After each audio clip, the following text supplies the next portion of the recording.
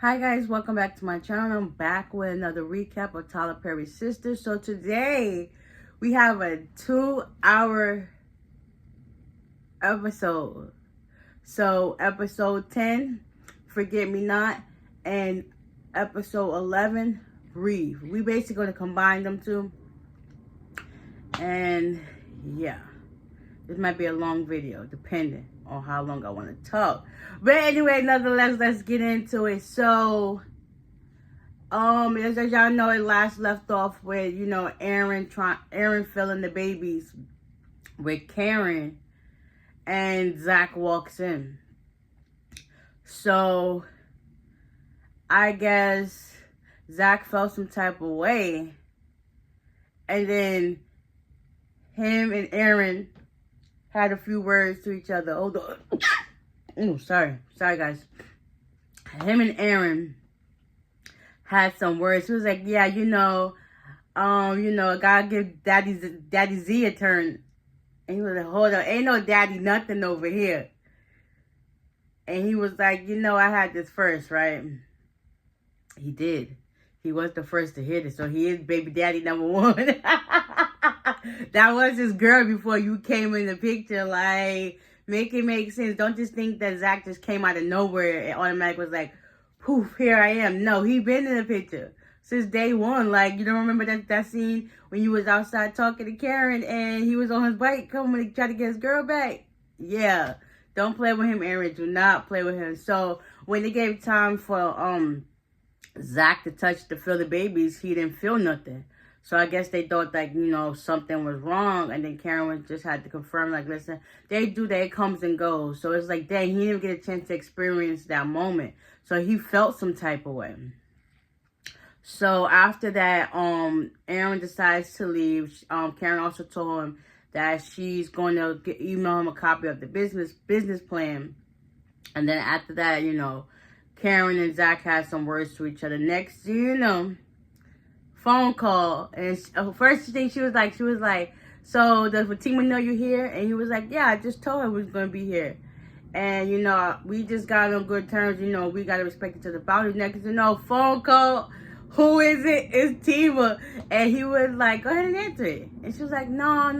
Go ahead and answer it. I'm listening to the jet anyway. So he leaves. She finally answers the call. And Fatima was like, listen, I need for you and Pam to come in together so we can discuss your business plan, because Miss Marie, she also is a client here, and I was told to look over the case. So yeah, if y'all don't mind coming in, she was like, yeah, that's cool, we could come in later. So she's like, all right, cool, that's bad. Meanwhile, I know I done skipped ahead, but it is what it is. Okay, next Gary, he's at home. Well, he's at Andy's house. She basically gave him some clothes. I'm wondering whose clothes was that. I think that was Jordan's. But then again, I don't never remember Jordan staying at her house like that. So which friend clothes is that?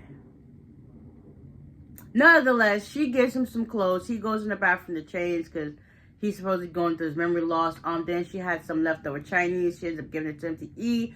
Next, she get a phone call. It's Robin. She was like, you should have no guests here. She's like, I have one, Gary.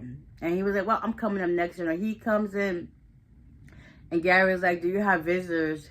And I don't know if Gary's really playing this off or what, but it seemed as if he has genuine memory loss from what I can tell. It don't seem staged to me. It just seems like, yeah, he remembers to a certain extent, but some stuff is kind of hazy. So I can get that.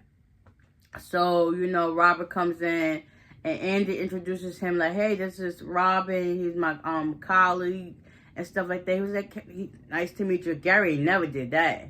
You already know that's something new. So they dap it up. Andy tried to reassure him after she got him some water and stuff like that. She tries to reassure him that, listen, Robin, we got some work to do. You eat your food. So they stepped over to the side talking. Robin don't buy it. He thinks Gary is bullshitting him. And it's just like, Andy, you're gullible. You're not picking up the signs. But anyway, nonetheless, Gary was like, I can hear you. Next, you know, she calls Hudson. I know I'm skipping ahead, but whatever. She ends up calling Hudson, and Hudson comes to go try to pick him up too. At that point, Gary was like, I'm not going with you. I want to stay with Andy at the house. And it was like, well, Robin was like, no, you need to go. And then, okay, here you go, Andy, baby him again. Like, listen, I think it's best for you to go with Hudson to the hospital. I will come to check you once I finish work. And he was like, you sure you can't come now? He was like, listen. She was like, listen, I got work to do. I will come as soon as possible. So, you know, Gary ends up leaving. He don't want nobody to touch him. So he ends up leaving. And, you know, Hudson's, whatever, taken back to the hospital. Meanwhile, Danny's at work. Tony comes to see, and then you got Leonard over there looking like making a stank faces. Like, you can tell that's some jealousy right there. But anyways, nonetheless, Tony's trying to be like touchy-feely towards her, and Danny still trying to stand cool her ground. Like, listen, you know, we can't do this here, you know, because we got eyes watching. Then Tony looked over and glanced. She's like, okay, I can meet you later. And, you know, I guess she told him whatever she told him in his ear, and it was like, okay, cool. And then Leonard's still looking at him. Then what's funny is he looked like he might be, you know, and he ain't never had nobody in his life a virgin. So she was like, yeah, you and your blow-up doll. It's crazy how she knew all this stuff, but probably don't even know that's the actual tea. And he was just like, well, how did you even know? Don't even worry about it. I'm looking at you. Meanwhile, after that incident, Danny calls Sabrina while she's at work. And she basically telling her, like, how Leonard is Sabrina's page. And Sabrina was telling her, no, Maurice and I handle, but, you know, Maurice can't help you right now. Just let this stuff all play out. And she's like, oh, fine. So, after that, they get off their phone call, talk, or whatever. They get back to work. Rich comes in to give Sabrina a gift. Come to find out it's a basketball. He really wanted to be invested into that thing. So, they do a one-on-one after work. Maurice and Grayson's supposed to come up. I don't think they ever showed, but anyways, that they have a date after that on the courts, and yeah, she about to put her skills to the test. Meanwhile, Gary's in the hospital now, and basically they trying to like get him to like relax and calm down, and eventually Hudson decides to, you know, have him sedated. Like, and then he ends up getting a phone call, and he's like, I gotta step out and talk to you. Meanwhile, Andy, because Robin, after Gary left, Robin basically confessed that he's still in love with Andy, that he's trying to kiss her, and he was thinking she felt the same way. Right now, Andy's worried about just going back to work and then putting all this stuff under the bridge. So he basically tries to throw his advances at her, and I thought she was gonna fall for it at first, and she's like, nah, you're gonna keep doing your kissing stuff to yourself, like, I got work to do. So he ends up leaving after she rejects him, and she starts getting ready to go back to work. Meanwhile, Fatima's still at work, handling cases. She's looking over the Marie file, and then Hayden starts to approach her and stuff like that, and things right there was just like, Penelope went to Agent Watts to turn herself in or to get her confession, and you got Jordan that's in the lobby going crazy, and then the cop that was there at the desk, you basically know all his information, and you're using it against him, and he's just like, that's not cool right now. So basically, Penelope basically, I gotta stop saying the word. Penelope told Agent Watt what she remembers. And he was like, I really wish you didn't leave the protective custody that night. And she was like, what happened? So she was like, I followed Gary that night to the banquet hall. I don't remember because I blacked out. I don't remember. Next you know, she remembers she had blood on her hands. And she's like, yeah, I stabbed him. I think I stabbed him. I must have did it. Next you know, Jordan's still going crazy. Agent Watt brings her out and like, listen, takes her into the back. So she's now being she's now being held because she confessed. So that's not sitting right with Jordan. Yeah. What else? Zach gets back home. Fatima calls him, and basically Zach tells Fatima about the Hayden situation, how him and his girl talk about Tamara, don't have a video, and it's Gary, he's supposed to be the guy in the hospital. So now they put 2 and 2 together, so she uses that against Hayden during their next confrontation. So, yeah. I believe that's everything that happened in this episode. If not, we're going to bring it on over to episode 11. It is what it is. They're all together anyway. It is what it is. So, meanwhile, let's see what else. What else? Oh, Pam and Karen finally gets to the office. And they start talking about the business plan. Next, Hayden comes in and trying to tell them, like, listen, y'all hood rats ain't doing this, and I'm gonna tell Miss Marie that to pull out of this deal because it's not a good look. And then he started saying all these things to Karen, and Pam just sitting there. It's like, oh no, you got me messed up. And Fatima's just like, okay, Mr. Moss, can I talk to you outside? So they sat down and just like, okay. She went outside. She basically read Hayden to filth. Like, listen, you don't know Miss Marie as well as you think that. You were sleeping with her, but you do not know her backstory. She and her girls from the girl group or whatever, they're from this, so she sees herself into them girls. So you cannot let that, how you feel, dictate what she's going to do and stuff like that. So basically, he rescinded. And like, okay, now I'm going to have you look over everything. You can just be a foreseeable future. So Hayden goes about his way. Fatima goes back into the office and basically tells the girls, like, listen, I'm going to be watching over this case forever. And he had a change of heart. And they had some words to each other. Pam ended up leaving. And then Karen and Fatima had some talk. They shook on her like, yeah, I'll be working with you forever. We're going to be in each other's life forever anyway. So after that, they had a moment. Andy, she gets to the job with her suit. She could tell that she's being followed, but she don't put two and two together at first. While she's walking in the parking lot, she ends up going upstairs. Next, there's a meeting. Fatima sees that she hugs her and greets her with open arms. And then next, all the partners leave out the office. And then she saw Mr. Vincent. He was like, what's going on? He was like, listen, I'm sorry this had to happen. So basically, nobody was talking to her. And Robin tells her, like, listen. And then Fatima was like, since my boss is back, I'll be here, whatever. He was like, isn't it after 7? You should be going home. Fatima blew it. Then Andy was like, listen, okay, Fatima, you should go home to Zach and Michael, whatever, and I'll let you know. So basically, Robin told her, your offer has been rescinded, and now you're mandatory to stay away until this pending investigation with Gary. I believe since Andy rejected him, his feelings was hurt. He wanted to be petty and spiteful and tell them a story, and they took it, and now Andy has no parts of going to work anytime soon until this stuff is, brought to justice. So that was that. Everybody in the police and the precinct know that Penelope is the one that stabbed Gary. So that's gonna be circling around really, really fast.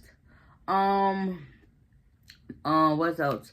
Danny and Tony finally have their dinner date, and she's like not on drugs.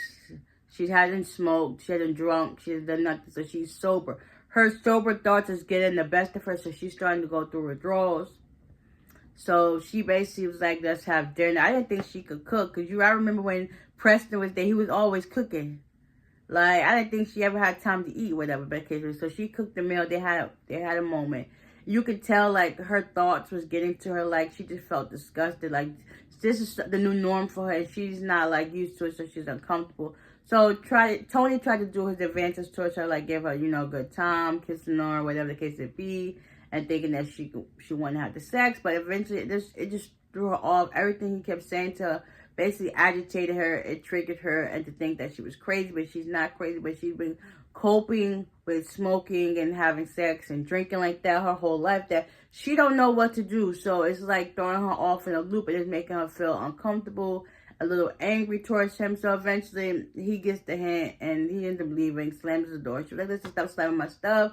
And yeah, she starts having a panic attack. I don't think it's a heart attack. I think it's a panic attack, because this is the first time she ever felt this way in a while. So it's like, it's new to her. All this anxiety is building up, and she just don't know how to process it. So she ended up calling on the phone to tell somebody, I guess, the ambulance, whatever, somebody that she's having a heart attack. Meanwhile, Hayden and Tamara, they have a moment. He feels some type of way because she was trying to kiss him after that. And he was like, listen, I don't know where your lips been, because my boy Gary was there, and I'm just not into that. So he felt the type of way. So he ended up getting up, going upstairs, and goes to pay Gary a visit. Meanwhile, Hudson's on the phone call after they just dated him. Somebody's talking to him. We don't know who. Next, you know, he leaves out the room to talk somewhere in private. Hayden comes into the room, starts talking to him all these words, talking he's a mother effer, he's a whatever, and then he tries to get the pillow to smother him, so I guess he can die for real.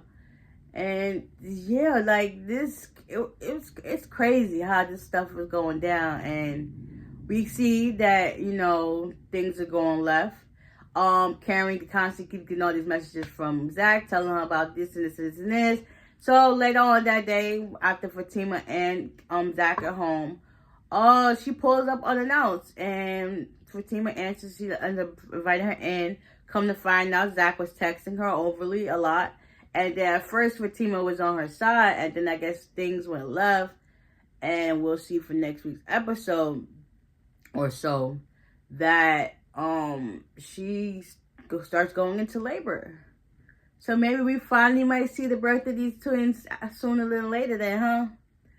Yes. I hope I didn't leave anything out from these 2 episodes. It seemed like it was a lot, but it also seemed like there's some stuff that's missing. So yeah, Sabrina and Rich finally have their basketball date. She beat him 21-16. And it was a good bonding moment. At first, she felt a little bit like hurt that she beat him. And she told him, like, listen, I got skills. And he was like, it was just luck. Then she's like, listen, if my future baby daddy don't ever feel to tell our daughter that she has luck over man, anybody. He was like, listen, I will make sure that even me, that my child knows that hard work and determination will not be undermined by any man. And know that, you know, this is what she wants to do. She got it. Like, and it was a cute little moment. It shows that, you know, they're finally on the same page. Next, you know, he gets a phone call from the lab, and they're telling him after he got off the phone, he basically told Sabrina that, like, there's some problems with my sperm. I think since he's waited so long to not have any kids, he's now infertile. Yeah, men can become infertile, basically shooting blanks.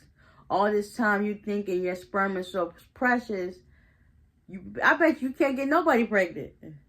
And I think those worst fears are starting to come true, because it's like you kept saying you didn't want to have kids, you don't want your sperm to be with nobody but yourself, and look at it. God's sure gonna show you that, you know, you probably can't have kids, you can't make kids. And now Sabrina wish she really would have stuck with that dude Damani and had his sperm. I wonder if it's still in the sperm bank. Like, you know, yeah, I believe that's what it's going to come down, that he's infertile. He can't have kids. Make kids at this point.